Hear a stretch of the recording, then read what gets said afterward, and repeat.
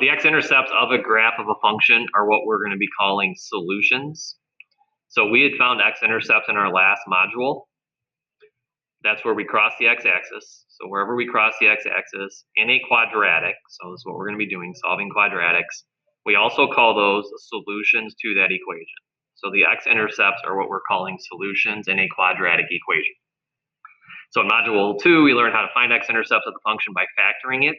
So we're going to review a little bit of factoring, which worked for some functions, but if you remember, not every function factored. And then it said in this section, we are going to work on finding x-intercepts of any quadratic function, whether they factor or not. So factoring is nice, but not all of them factor. How can we find our x-intercepts and our solutions if it doesn't factor? So we're going to start with what we already know, what we've already talked about. So in number 1, it's just saying, what can we say about the graph of this function? So we know it's a parabola, it's a quadratic. It should open upwards because the number in front of it is a 1. But what I want you to do, and we'll do this first one together as a little review, I want you to graph that function by putting it into vertex form. So by putting it into vertex form, what we did when we did all of those, if we remember, hopefully, we did a lot of them, but it's been a little while. We took these first two terms, the x squared minus the 2x, and we said we're going to make that into a perfect square. So we have to add some number to make that a perfect square. And then we would adjust that -3 based upon what we do inside of that parentheses. So if you remember that whole little perfect square idea, we did a ton of these. The x squared term is an x and an x right here and here. And then since we had a -2x, that meant we split those up into these two corner pieces, meaning that we decreased each side by 1. And then that -1 times a -1 gives us a +1. So that told us that we would want to add a 1 to make this into a perfect square. Because we added 1 on the inside, to account for that, we would then subtract 1 away from the backside. Then we could put this into vertex form.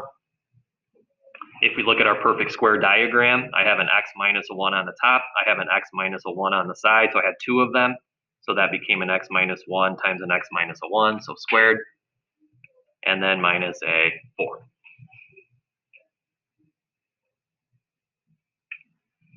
So it's been a while. We did a bunch of them. Hopefully that all comes back to us pretty quickly. Write down your vertex, see if you remember that. We were all good with that. So now that that is in what we called vertex form, everybody could do this back in the day. See if we still have that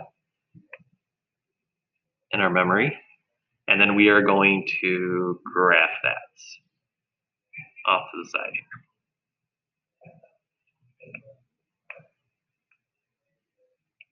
All right, Mason, what's our vertex, Mason?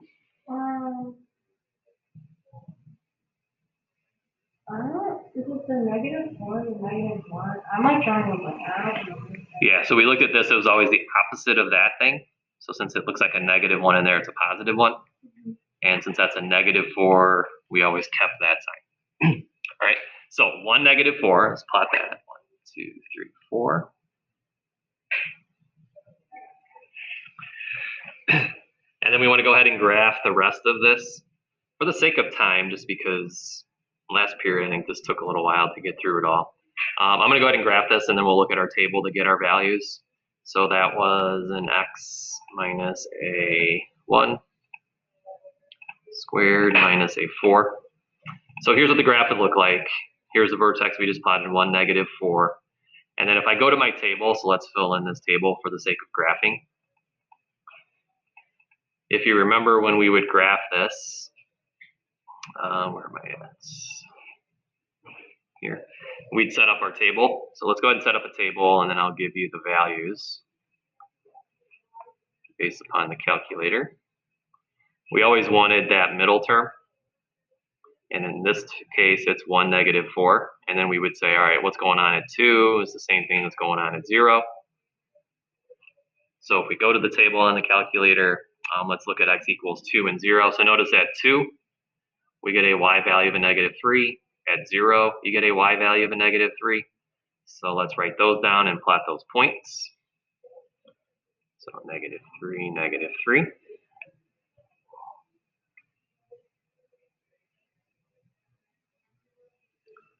And then we always wanted 2 on each side. So let's get 3 and -1.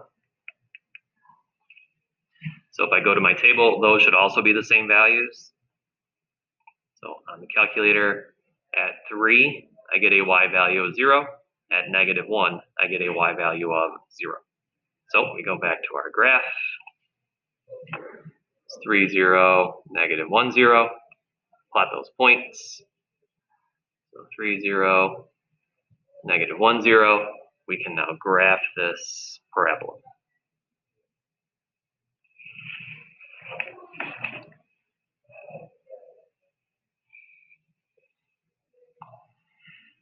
Your question then, what are the x-intercepts? That's simply where does that graph cross the x-axis at? So if you look at the x-axis, it crosses the x-axis at x equals 3 and at x equals a -1.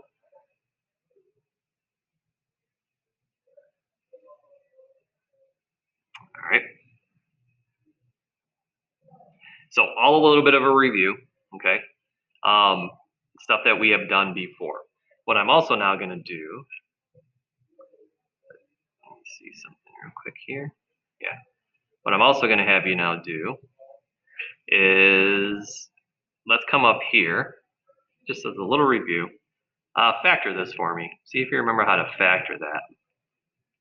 Remember trying to find two numbers that multiply to be a -3, but would add up to be a -2. So let's factor that. Need a little more space.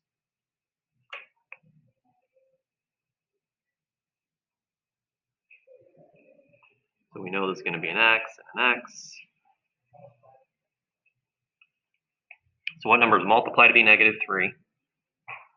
So we're looking for this, but will add up to be a -2. That's the combination of things that we were trying to work with.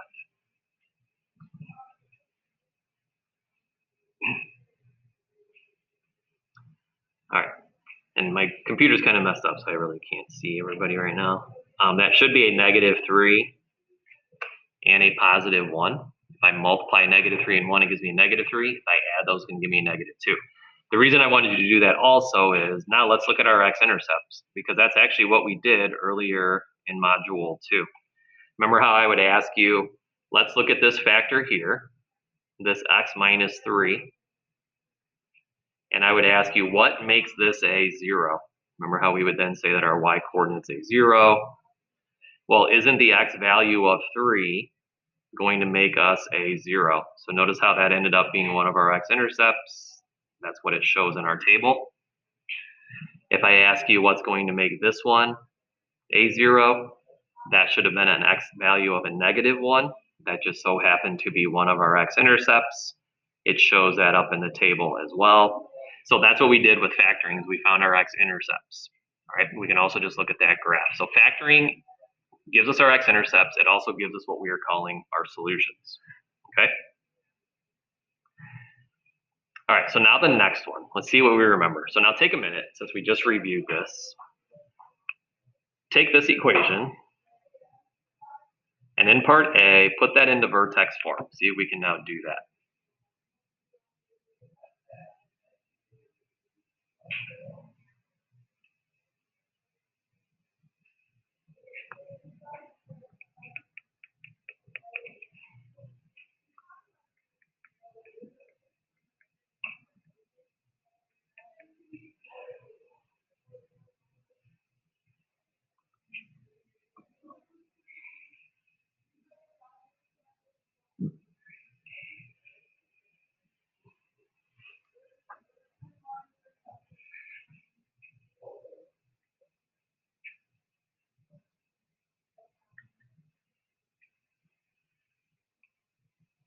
If you need to draw the little area model over here, feel free. Most of us are pretty good with that.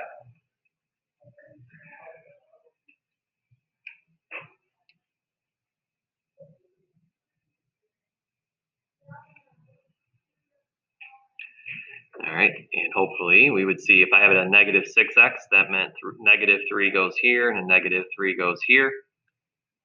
So that meant across the top and on the side, each of those is getting decreased by a 3. And then a -3 and a -3 makes 9.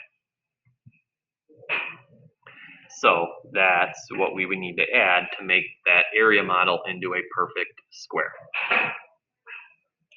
Because of that, we're going to subtract 9 on the backside.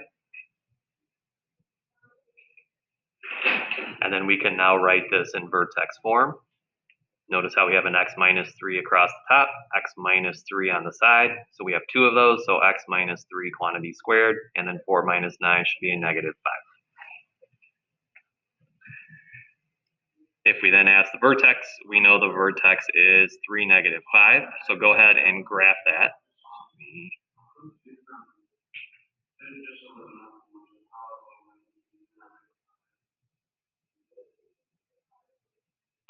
So 3, -5. 1, 2, 3, 4, 5.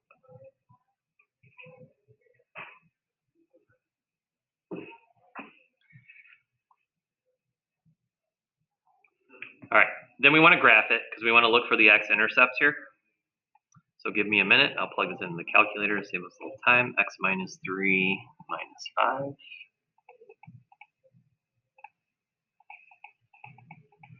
Let's set up our table first. So let me go to this here so we know where this is all coming from. So if I ask you to graph this, we would want to set up our little table.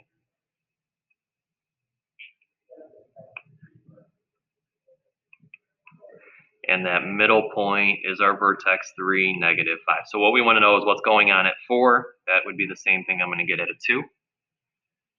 So again, you can plug these in. Remember how we did this? We just plugged it into this equation. But we're going to cheat. So now let's look at the table, the calculator, and let's go to 4.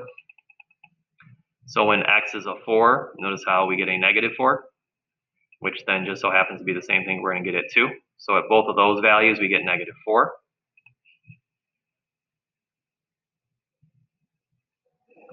And plot those points. So 4, -4, 1, 2, 3, 4.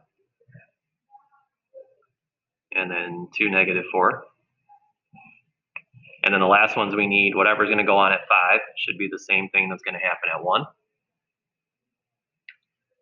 So you can plug them in, you can evaluate all of them. But if we cheat, go to our calculator. At, where are we at? At 5, we get a -1. And if you come up here to 1, you're also going to get that -1, like we should know is going to happen. So each of these has a -1. So plot that point.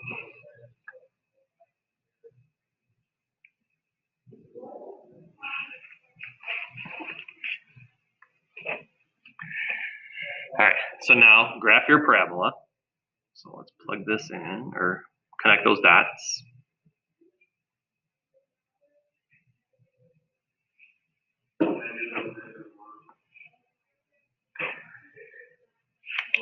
And then what we now want to do is answer part C. So part C is asking you, what do you notice about the x-intercepts? So this point right here and this point right here. And what I'm getting at with that question, what we're trying to get you to think about, if I go to that previous question, if I look at this graph here, the x-intercepts were easy to find because they were these nice whole numbers. This is a -1, this is a +3. So our x-intercepts were integers. They cross nicely at nice integer values. When I come here, if I ask you by looking at the graph what that is, you don't know what that is. It's somewhere between 5 and 6. Because it's 1, 2, 3, 4, 5, and 6. But it's a decimal. We don't know what that is. If I ask you what this x-intercept is, same issue. It's somewhere between 0 and 1, but we don't know what that value is. They're decimals. So that's what we're going to put in here. What do we notice about our x-intercepts? We're going to say that they are decimals.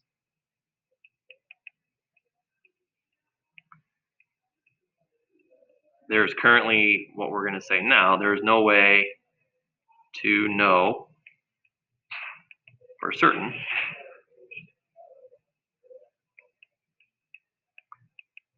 those values. We would have to guess. We know they're in between those numbers. Okay. Here's how we know if this is going to be nice or not. If you go back to number 1, notice how this guy factored. So when I asked you to factor this, we were able to factor it into this. Go to number 2. If I ask you to factor this, you're going to be out of luck. Okay, if we come over here and say, what 2 numbers multiply to be 4 and add up to be 6, it's impossible. There are not 2 numbers that multiply to be 4 and add up to be 6. So our ability to factor these doesn't work. That's why we're going to get these decimal numbers, these ugly numbers that we don't know. All right, so if it factors, good numbers. If it doesn't factor, you're going to get bad numbers. And the question is, how could we actually then find these answers? If those are our solutions, how could we do that? And that's then what the next page gets at. And it starts right by saying that when we cannot factor, so that number 2, we could not factor a quadratic function, the way we're going to have to solve these is by using what we call the quadratic formula to find the solutions. So if we can factor, great. If we can't factor, then we've got to do what's called the quadratic formula. So standard form for a quadratic, we did this last module too, always looks like this. The square term, and then the x term, and then our constant. What I want to make sure now you're going to add is whatever is in front, or whatever the x squared term is, whatever is in front of that is what we're going to call a. If you look at your x to the first term, whatever's in front of that's going to be our b. And then c is a nice variable for this because c is going to represent your constant, the number that doesn't have a variable attached to it. That's standard form. We've seen that before. Okay, it's nothing new. But now we got to think of it in terms of the a, b, and c, the numbers in front of our variables, because if we look at our formula down here, notice how there's a b? Well, b is going to be this number right here. So both of these b's would be the number in front of x. Notice how there's 2 a's, there's an a here, and there's an a here. Well, a is going to be the number in front of x squared. We also have a c in the formula. C is going to be this number hanging out in the back, the constant. All right?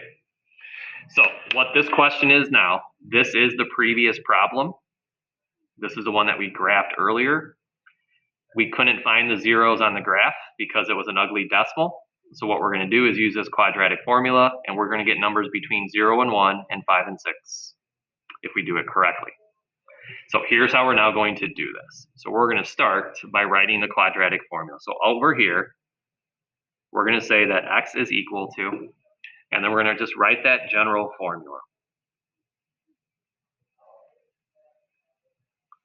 I'm just recopying it from above. That's the quadratic formula. Like a rite of passage in math for you to learn the quadratic formula. The next thing we need to know, notice again how this formula has b's and a's and c's everywhere. We better be able to identify what is a, what is b, what is c, so that we can then plug them into the formula. So let me erase this now. The x squared term, so if we again go up here, whatever is in front of x squared is your a. All right, so whatever's in front of this x squared term is going to be your a. So down here, isn't there just a 1 in front of my x squared? So a would have to be a 1. The b, so if we look up here, the b is up here. B is simply whatever is in front of the regular x term. So for us, that's got to be this -6. So the -6 is our b. And then the c is up here. It's just the constant that doesn't have a variable attached to it. So for us, it's the 4. So that's our a, b, and our c. From there, it's just like any other formula that you've worked with at some point in math. You're going to take these 3 values and you're going to plug them into the appropriate places in the formula. So that's what we're doing next. So x is going to equal, the first thing you're going to see how this is a b, but there's a negative in front of it? That means whatever b is. So for us, b is a -6. I want the opposite sign of whatever my original b is going to be.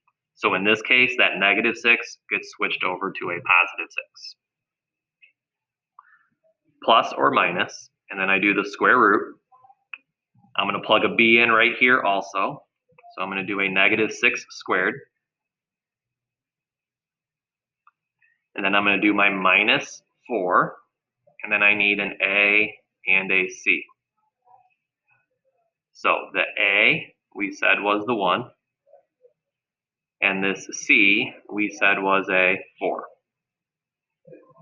And then all of that gets divided by 2a. And a in this case is 1.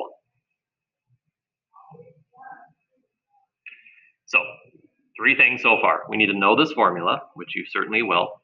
This is not hard either. How do we get our a and our b and our c? And then we just plug them in. Once we've done that, now it's just a matter of cleaning all of this up. So underneath the radicals where we're going to look. So do 6 plus or minus. First thing I am going to do is the negative 6 squared. So if I just did a negative 6 times a negative 6, that should turn into a positive 36. The next thing is the biggest thing to be careful of. This is going to be the biggest mistake that people will make in terms of the sign. What we're now going to do, so everything in yellow now, this is one big product. So don't I have a negative 4 multiplied by 1? So that's a negative 4. And then that negative 4 gets multiplied by another 4. So that this should end up being a negative 16. So minus a 16. And then all of that divided by 2 times 1, which is just a 2. So one more step that I can squeeze in here. We can go ahead and do 36 minus 16 and get a 20.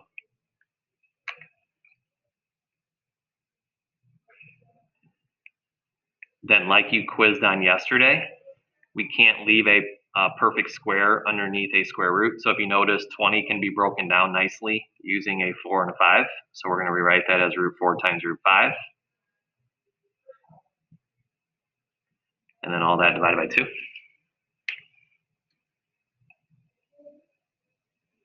There's a lot going on here. There's a lot of steps here. If you get lost, speak up, let us know. And then you're going to do plus or minus. We know the square root of 4, right? That's a regular old 2. So we write this as now a 2 root 5, and then all of that gets divided by 2. Then that's kind of our answer. If you were to write that, I would not take it off. That's a perfectly valid answer. However, if I were to make this as multiple choice, the way I would now do this, notice how these non-radical terms, the 6, the 2, and the 2 right here, those are all divisible by 2. So those would all get reduced by a 2. So a 6 that gets reduced by 2 would turn into a 3. This 2 reduced by 2 would turn into a 1. And then this would turn into a 1. So what we really just end up with is a 3 plus or minus a root 5, and then all divided by a 1. And since we're dividing by a 1, we don't really need to put that divide by 1 in there. This is your answer. This is how you would present this answer to me. Those should be, so a couple things, and we're going to prove this here in a second. These are what we call our solutions. So this is the answer to the question. These should also be our x-intercepts. So write that underneath. Those are our solutions. Those are also our x-intercepts.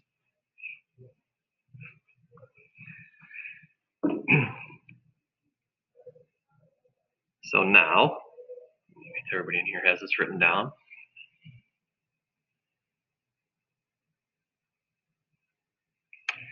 So now, this better spit out, because this problem here is number 2. Remember how we said we don't know what these are? We weren't sure, but they should fall between 0 and 1, at least this one would, and this one should fall between 5 and 6. Here's how we can now show this, and how you get actually 2 different answers. It's similar to what we did on that last quiz. One answer should be x equals 3, and then notice this little plus minus again. That means I'm going to add root 5 to get one of the answers. And I'm going to subtract root 5 to get the other answer. I'm going to do this on the calculator so that you can see this. So the first one that I'm going to do is this guy here, the 3 minus root 5. And if we did this correctly, it better give us this answer here between 0 and 1. So if I go to my calculator, and I do 3 minus root 5. I already did it from last period. So if you look, here's 3 minus root 5. See how it in between 0 and 1? The other solution that cross the x-axis should be between 5 and 6. The way that I would do that is by doing the 3 plus a root 5. So if I go to my calculator again, here's 3 plus root 5, and notice how that falls in between 5 and 6. So if it doesn't factor, that's how we're going to have to figure out what our zeros are. Okay, that will show us where we are crossing the x-axis. Okay. All right, so now this next one, real quick. Hopefully we can get through this.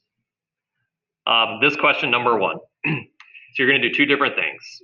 What I want to know first is, does this factor? To save a little time, yes, it factors. So if I had asked you to factor that last module, we could do that.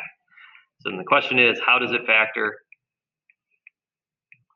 We're looking for numbers that multiply to be a negative 20. So what 2 numbers multiply to give you a negative 20? But when you add them up, they're going to give you a positive 8. That should be, so these have to be x's, should be a positive 10 and a negative 2.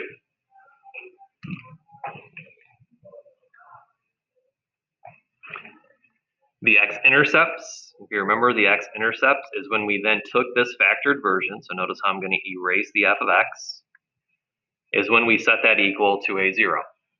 And then all we asked ourselves, if you remember, hopefully, it's been a few weeks, what x value would make this factor a 0?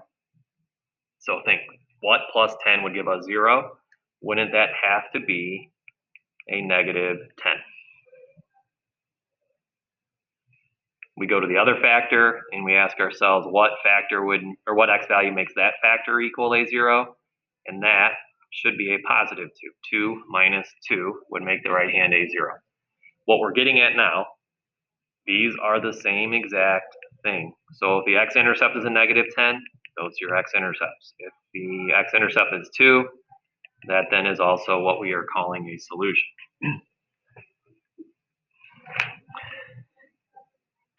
So because this factored, this would probably be our preferred method. If I leave this up to you, you would probably just want to factor. It's much easier. However, we want to use a quadratic formula, and we better get these exact same 2 numbers. So all I'm going to have you do right now, because I don't know if we'll get through all of this, write the quadratic formula. So this negative b plus or minus b squared minus 4 times a times c. Take a minute, because we might stop after I have you do this. Over here, write what you think a is, write what you think b is, write what you think c is, and then plug those in and see if we can at least get through that step.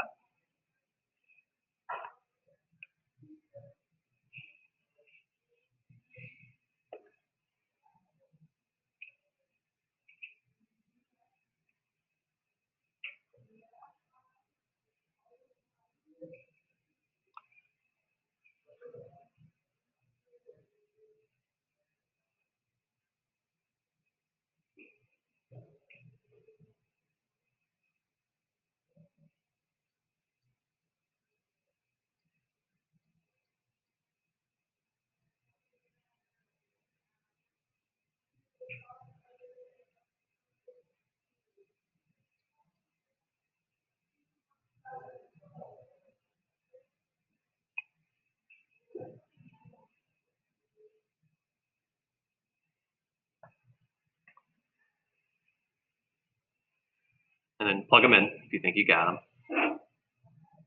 And I wouldn't go too much further. The second one, to clean all that up, gets a little messy, unless you're really confident.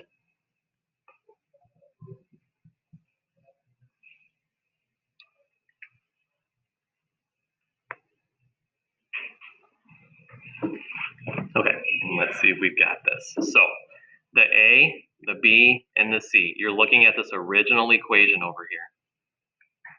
A is the number in front of the x squared term. So if this is my x squared term, the number in front of that would just be a 1. So a should have been a 1. The b should be the number in front of the x term, so that's a positive 8. So this should have been an 8. And then the c is the constant at the back, which should be a negative 20. All right.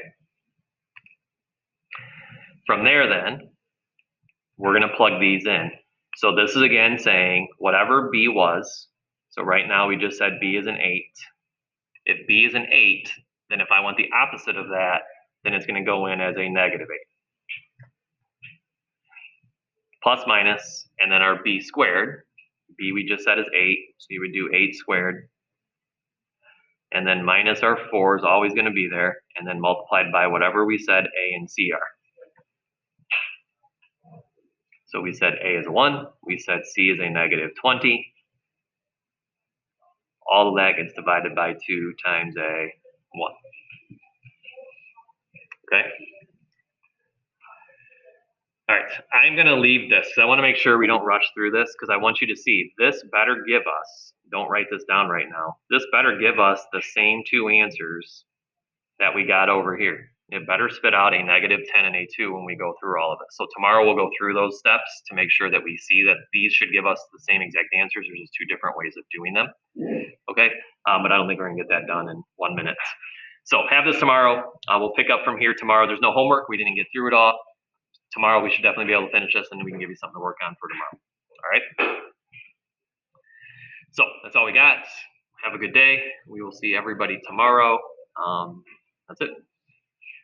Bye, thank you. Yep, thank you too.